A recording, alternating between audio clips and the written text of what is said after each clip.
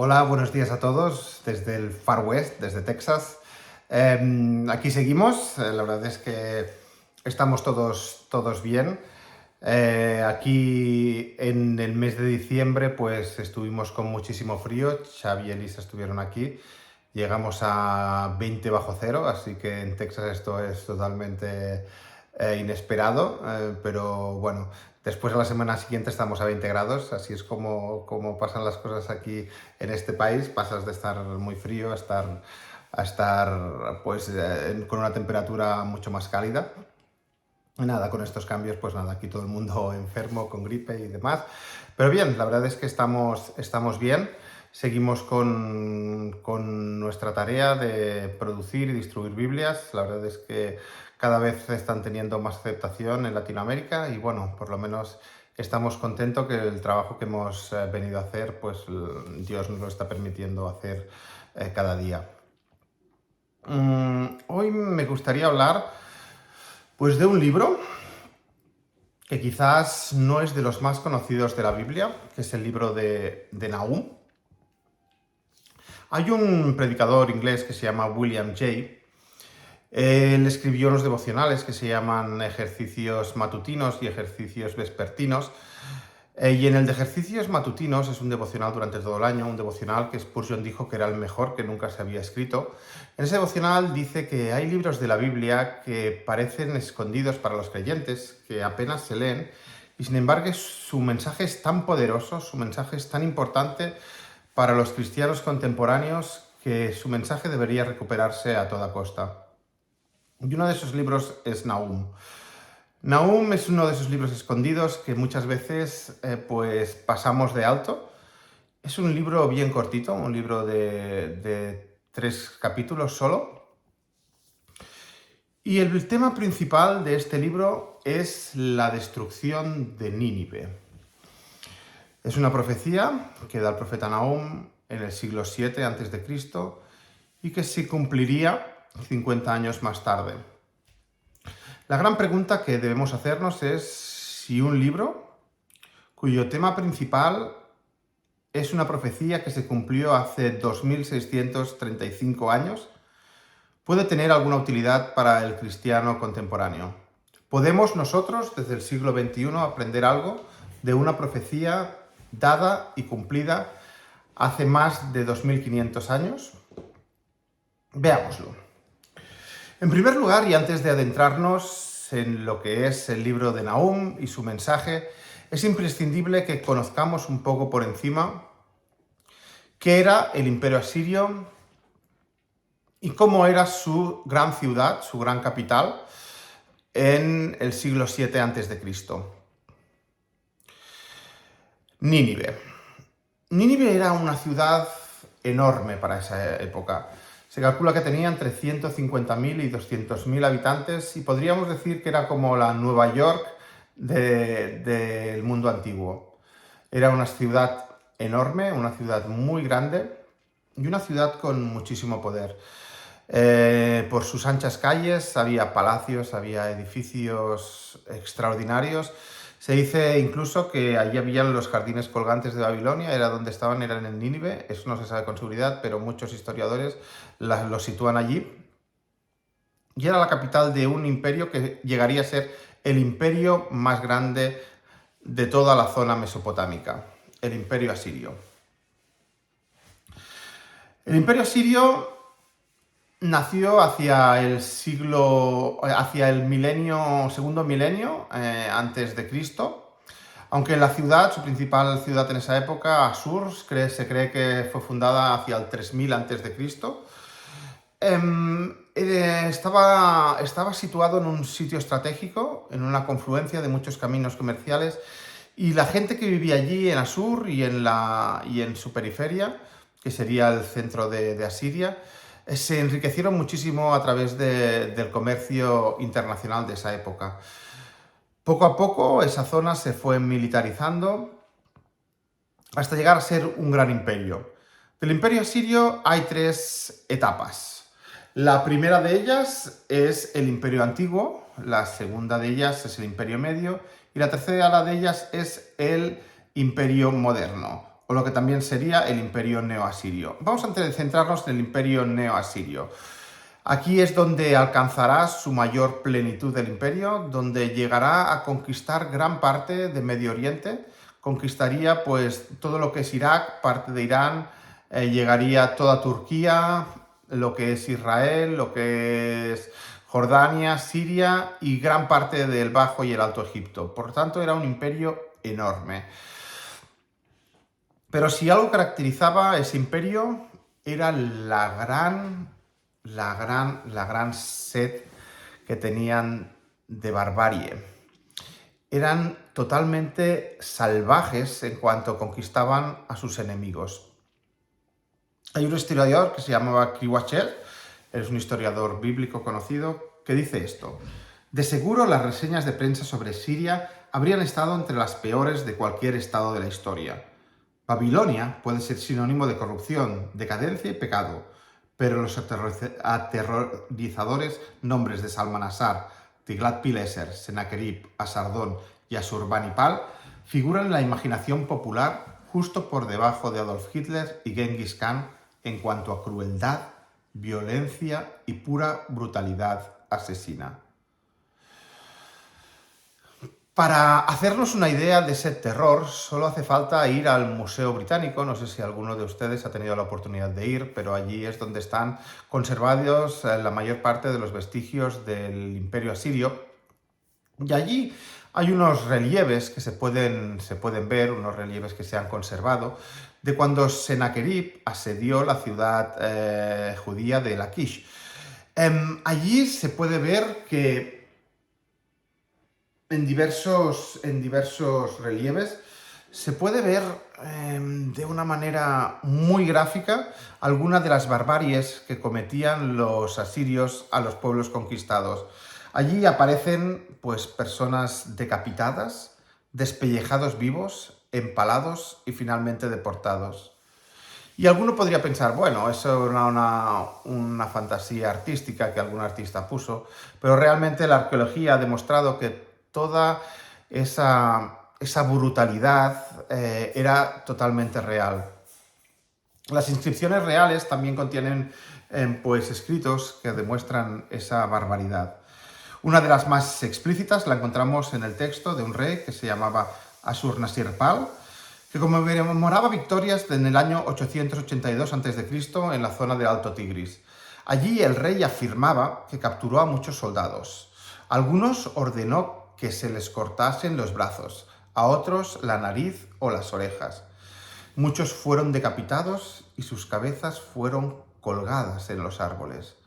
Finalmente, ordenó niños y niñas que fuesen quemados vivos. Ese es el imperio asirio,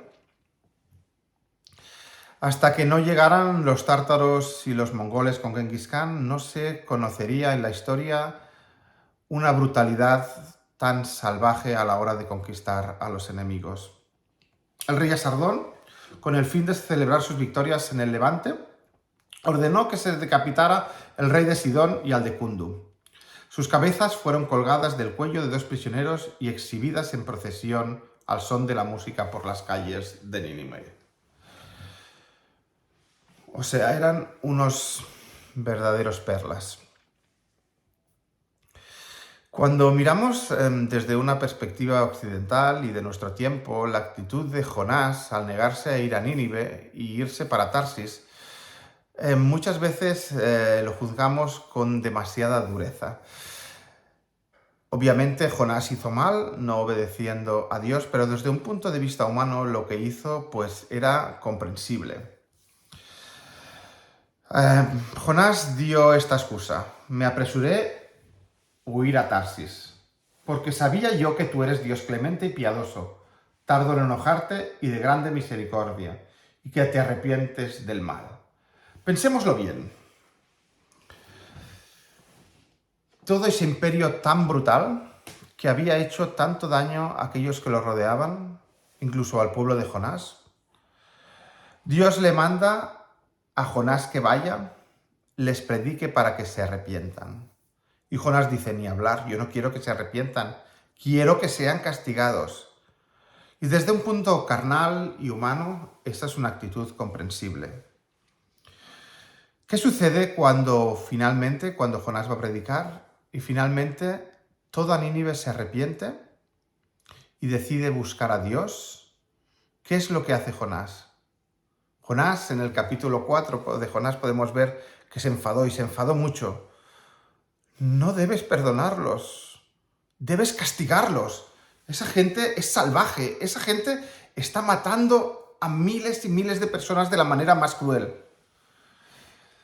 Pero como dice el mismo Jonás, él sabía que Dios era lento para la ira y grande en misericordia. Y Dios decide perdonar al pueblo de Nínive en esa ocasión. Si usamos una frase seriéfila, ahora que están tan de moda las series, podríamos decir que Nahum es la secuela de Jonás. Nahum es la segunda parte de lo que pasaría con el imperio asirio. Dejamos a Jonás con el pueblo de Nínive arrepentido, dejamos a Jonás, el libro de Jonás, en la que en principio vuelven a Dios, pero Nahum, 120 años más tarde, escribe una profecía sobre la destrucción total de Nínive. Durante los 120 años que pasan entre Jonás y Nahum, parece ser que el pueblo de Nínive se había olvidado totalmente del arrepentimiento que había tenido, de tal modo que siguen sus conquistas, siguen sus barbaries, y en el año 721 a.C. conquistan el reino del norte de Israel.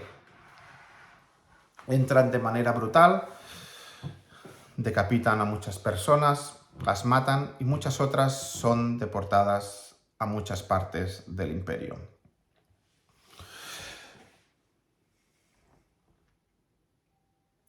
Años más tarde, Nahum profetiza lo que aparecerá en su libro. ¿Qué sabemos de este profeta Nahum?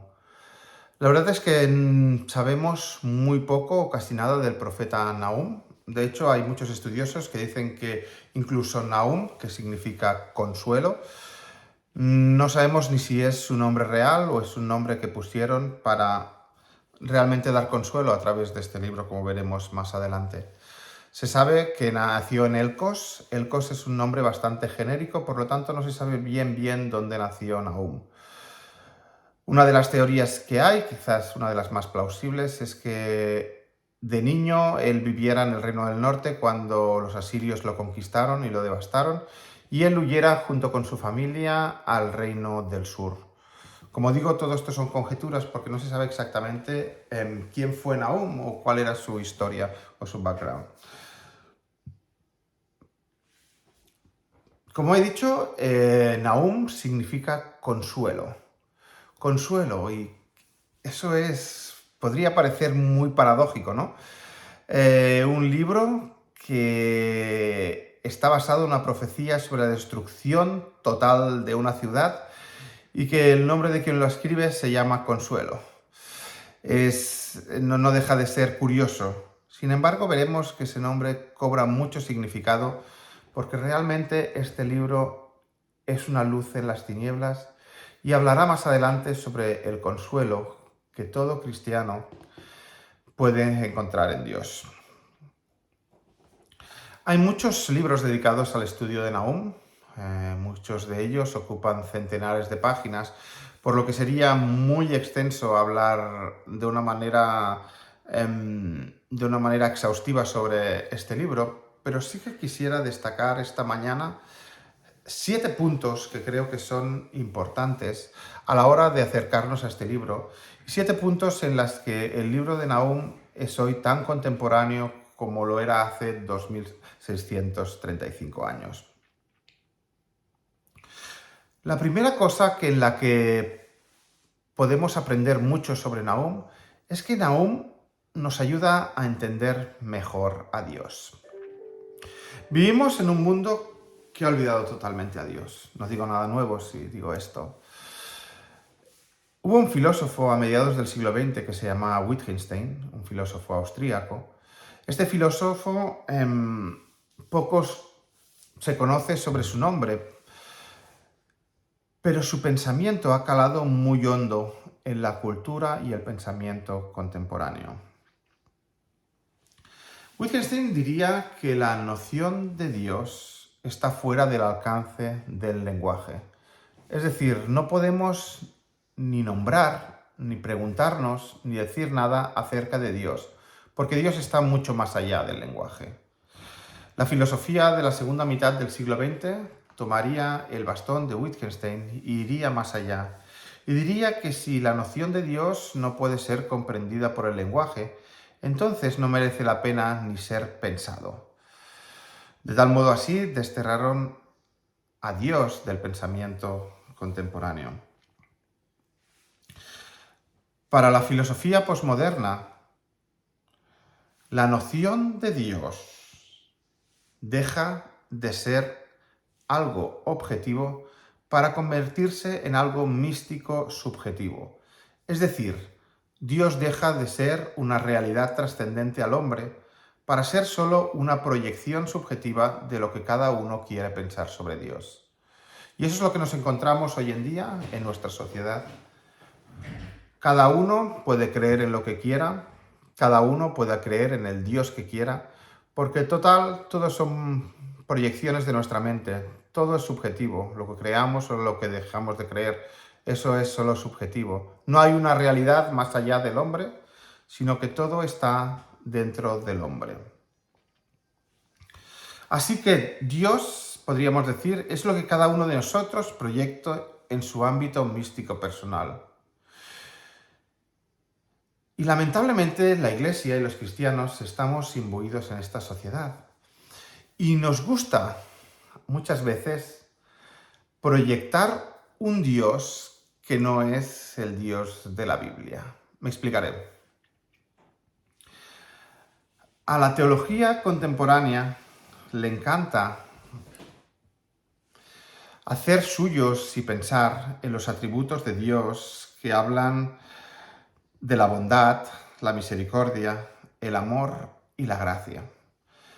Y todo esto es obviamente fundamental, pero muchas veces olvidamos los atributos de Dios en las que nos narra que Dios es un Dios celoso, justo y santo. El libro de Nahum incomoda al cristiano contemporáneo. Usa palabras para la concepción de Dios posmoderna que parecen imposibles que un Dios escriba o que ejecute. Y en el libro de Nahum aparecen palabras que serán ejecutadas por Dios como ira, venganza, consumir, aflicción, perecer, desolación, reducir a humo, destrucción total. Y todas estas palabras nos incomodan. Y eso es un grave error, porque es imposible entender la grandeza de la gracia y el amor de Dios si no entendemos que Dios es celoso y justo y que juzgará a todo el mundo bajo su santidad. Y eso nos lleva al segundo punto. Los juicios de Dios siempre llegan. Y es que el mundo de hoy parece vivir muy tranquilo de espaldas a Dios. Pero tal y como llegó el juicio de Nínive, llegará el juicio del mundo. Como en tiempos de Jonás, Dios está dando ahora un tiempo al mundo para que todos se arrepientan. Estamos en ese tiempo ahora, en tiempos de Jonás, donde cada uno de nosotros, como cristianos, estamos encomendados a compartir las buenas nuevas del profeta, diciendo y explicando a la gente que la salvación está en Dios. Pero no debemos olvidar que los tiempos de Nahum llegarán y que en ese día todos, absolutamente todos, seremos juzgados, porque los juicios de Dios llegarán. El día de la ira llegará. ¿Y dónde nos encontrará a nosotros? Y ahí viene el gran mensaje de esperanza de Nahum. Ese rayo de luz en medio de la destrucción. Esa alondra que canta en medio del silencio de la devastación. En el versículo 7 del primer capítulo de Nahum podemos leer: Jehová es bueno, fortaleza en el día de la angustia, y conoce a los que en él confían. Como he dicho antes, Nahum significa consuelo, y ese es el gran consuelo que tenemos. Miren, yo estoy seguro que desde un punto de vista humano, ninguno de nosotros es tan malvado como los asirios. Creo que nadie de aquí se dedica a empalar a otros hombres y dudo que tengan las cabezas de sus enemigos debajo de sus camas. Bueno, eso espero, vaya. Pero dentro de cada uno de nosotros hay esa semilla de maldad, capaz de desobedecer continuamente a Dios. Somos por naturaleza desobedientes. Y en la Biblia dice que si alguna vez has odiado a alguien, la semilla de su asesinato ya está en ti. Y por eso debemos ser juzgados. Entonces, la pregunta que debemos hacernos es si cada uno debe ser juzgado según sus actos y nadie ha obedecido a Dios. Entonces, ¿no tenemos esperanza? ¿Acabaremos destruidos como el pueblo de Nínive? Y aquí es donde está la gran esperanza. Allí viene el gran mensaje de consuelo para todos. Aunque nuestros pecados sean como la grana, como la lana serán emblanquecidos, dice Isaías. Porque hay alguien que ya pagó, no sin mucho sufrimiento y dolor, por cada uno de nuestros errores. Cristo, el único Hijo de Dios, siendo el único hombre que jamás pecó, dio su vida por nosotros. Y cuando estemos ante el juicio, ante el tribunal de Dios, Cristo, como nuestro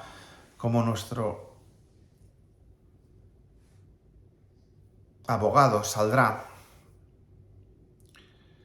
y dirá: este no debe ser condenado, no porque haya sido mejor que los otros, no porque sea más santo, no porque no haya cometido nunca ninguna infracción, sino porque yo, Jesús, el Hijo de Dios, ya pagué por sus pecados en la cruz. Y es que uno no puede entender el amor de Dios, el gran amor que ha tenido con nosotros. No puede entender plenamente la gracia y la misericordia si no entiende que Dios es santo, celoso y justo, y que debe castigar la maldad que hay en nosotros.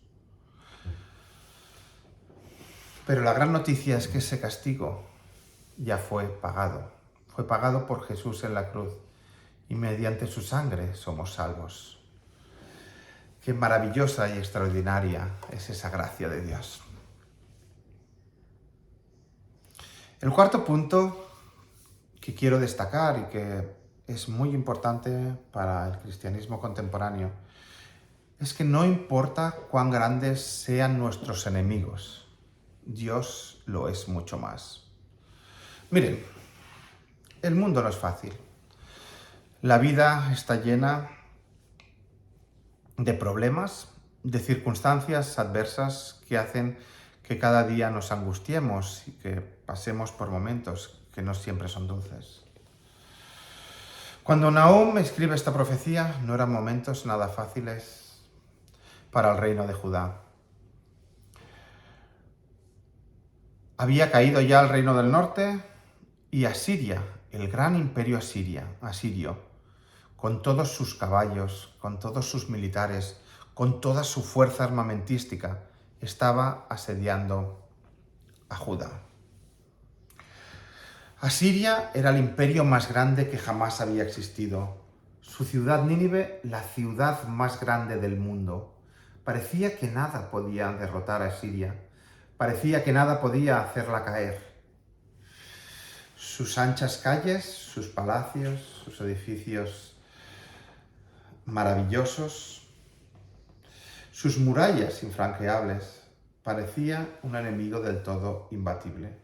¿Y cuántas veces en la vida no nos encontramos ante Nínives, ante circunstancias que parecen que jamás nosotros podremos vencerlas?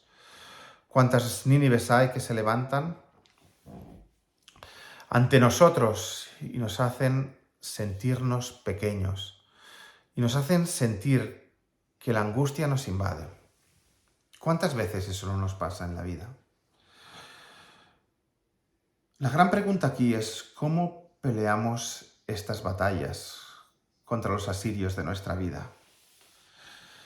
Les diré una cosa, si lo intentamos hacer por nuestras fuerzas, de seguro que no venceremos. Existe un caso en la Biblia en el que Asiria estaba tratando de conquistar al reino de Judá. Cuando un rey, Ezequías, sale ante su pueblo y les dice lo siguiente: con Asiria está el brazo de carne, mas con nosotros está Jehová nuestro Dios, para ayudarnos y pelear nuestras batallas.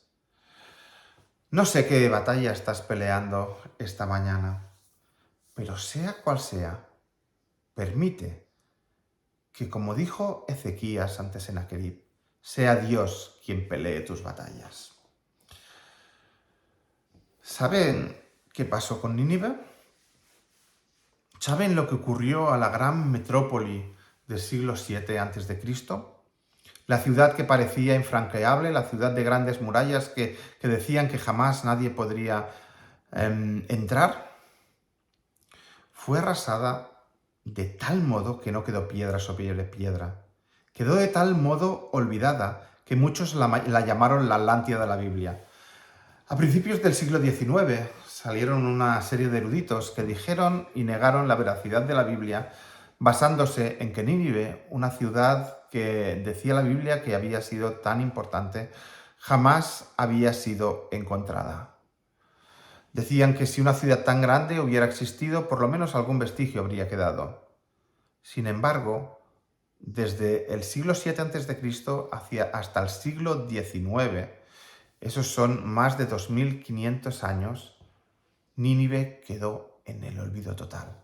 A mediados del siglo XIX, en la ciudad de la actual Mosul, en Irak, hubo unos arqueólogos que encontraron unos vestigios de unas murallas y dijeron, ¿qué debe ser esto? Y finalmente descubrieron que era la Nínive de la que hablaba la Biblia. Pero durante 2500 años esa gran ciudad, esa ciudad que parecía que jamás debería desaparecer, quedó arrasada y en el olvido total. No sé qué luchas tienes, no sé por lo que estás pasando, pero sea lo que sea, convéncete de una cosa. El Dios que destruyó a Nínive hace 2600 años es el mismo Dios que hoy pelea tus batallas. Así que confía en Él, pon toda tu esperanza en Él y confía que Él puede batallar tus batallas y las puede vencer. El quinto punto que quiero tratar es que Dios tiene sus tiempos. A veces queremos cuadrar nuestros tiempos con los de Dios. Jonás hubiera querido, en vez de predicar el Evangelio, en vez de predicar las buenas nuevas de arrepentimiento al pueblo de Nínive, hubiera querido que Nínive quedara totalmente arrasada en ese momento. Pero ese no era el tiempo que Dios había decidido. ¿Cuántas veces en la vida no queremos que sucedan cosas, pero no está en los tiempos de Dios? Queremos las cosas que sean ya. Vivimos en esa inmediatez, en esa sociedad que nos pide las cosas ya. Pero esos tiempos muchas veces no son los de Dios.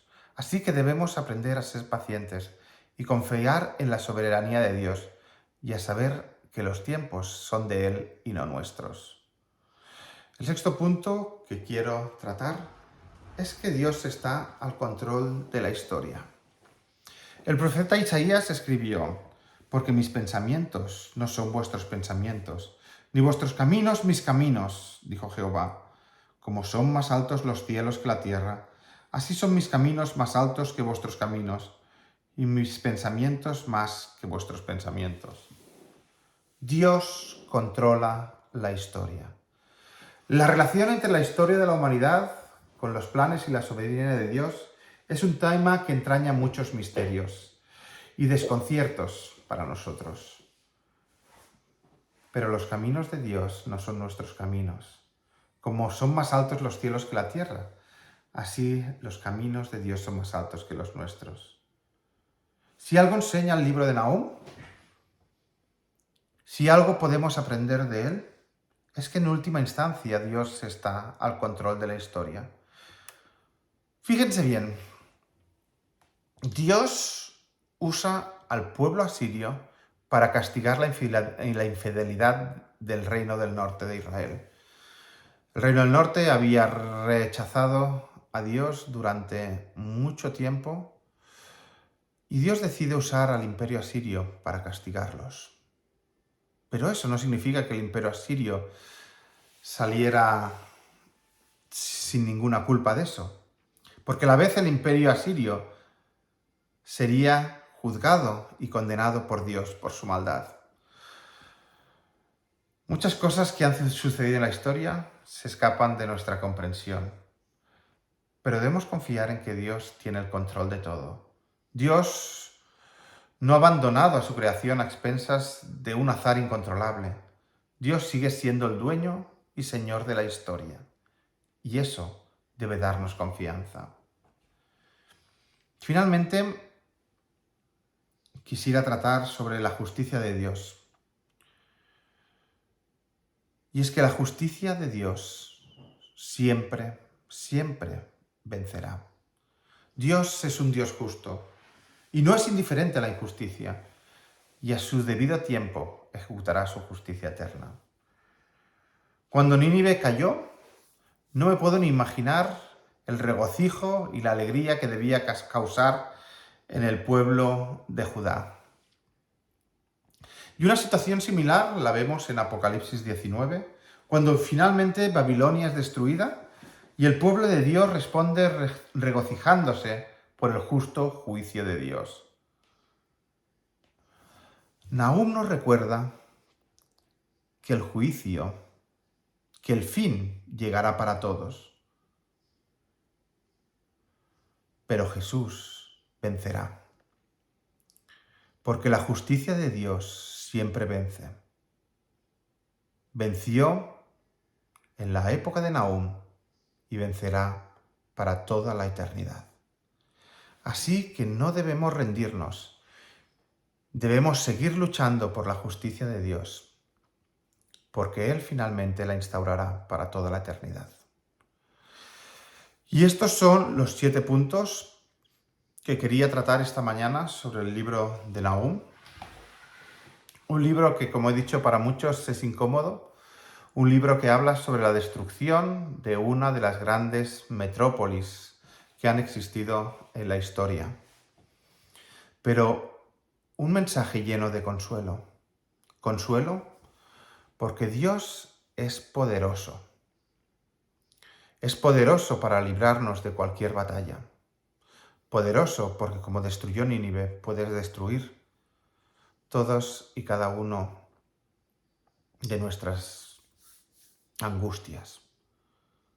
Es un libro de consuelo porque Dios dice que aun y la destrucción, aun la oscuridad que había en Nínive,